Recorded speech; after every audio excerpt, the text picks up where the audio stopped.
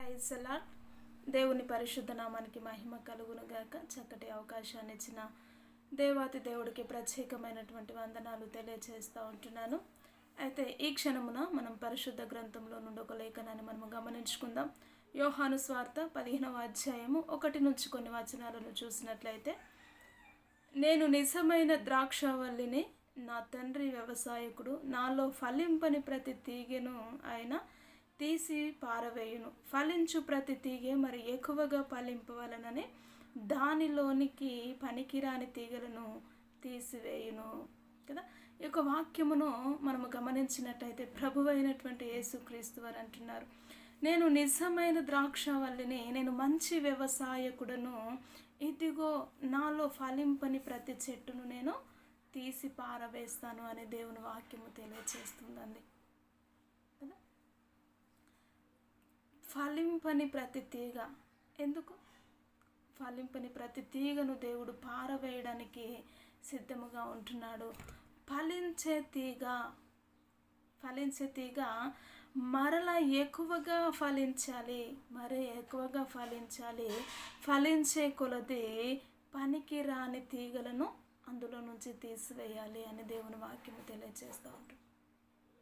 నేటి సమాజంలో, నేటి క్రైస్తవ్యంలో మనం గమనించినట్లయితే ప్రతి ఆదివారం మందిరానికి వెళ్ళేవారు ఉంటారు. ప్రతిరోజు దేవుని సన్నిధిలో ఆచార భక్తుల వలె జీవించేవారు ఉంటారు. వారు ఫలింపలేని స్థితిలోనే ఉంటారు. ఇంకా అంటే వారు ఆత్మీయ జీవితంలో ఇంకెదగలేని స్థితిలోనే.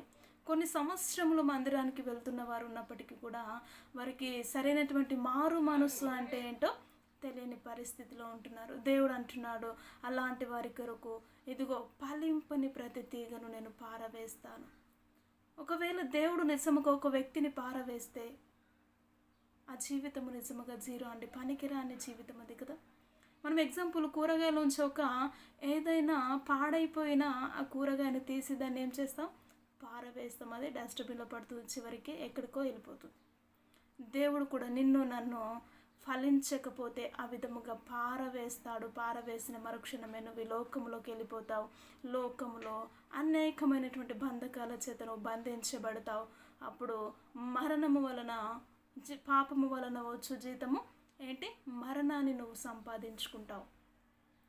కాబట్టి దేవుడు అంటున్నాడు, నువ్వు మారు మనసు పొందకపోతే నేను నిన్ను పారవేస్తాను. ఒకవేళ మారు మనసు పొందితే, నువ్వు ఫలిస్తే, ఆటోమేటిక్గా నువ్వు ఫలిస్తున్నప్పుడు అనేకమైనటువంటి వ్యర్థమైనటువంటి తీగలు, వ్యర్థమైనటువంటి ఆలోచనలు, తలంపులు నీలోకి వస్తూ ఉంటాయి.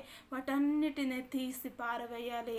అప్పుడు నీవు పవిత్రులై ఉన్నారు అంటే అప్పుడు నువ్వు పరిశుద్ధముగా ఉంటావు.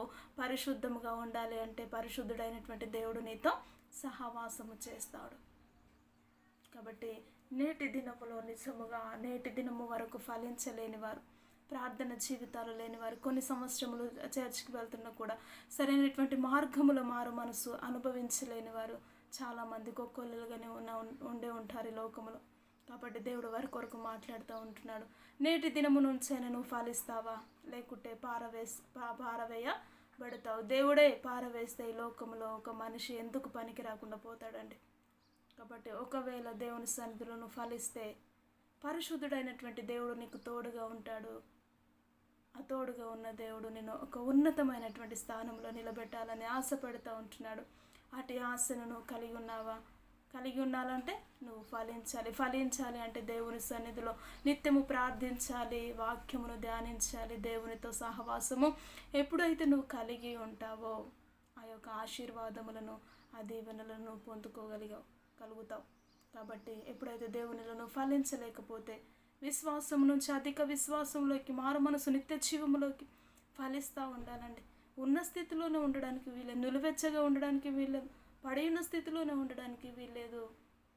దినదినము ఆయన యెహోవా ఉత్తముడని రుచి చూసి తెలుసుకుంటూ ఆయనకు బహు దగ్గరగా జీవించేవారై ఉండాలి. అట్టి జీవితము నేటి దినము వరకు లేదేమో. ఈ సమయంలో అడిగినట్లయితే ప్రార్థన చేద్దాం.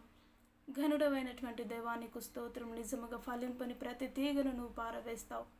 ఫలిస్తే అందులోకి అనేకమైనటువంటి తీగలు వస్తాయి. వాటన్నిటిని నువ్వు వేరుపరిచి పరిశుద్ధపరుస్తావు.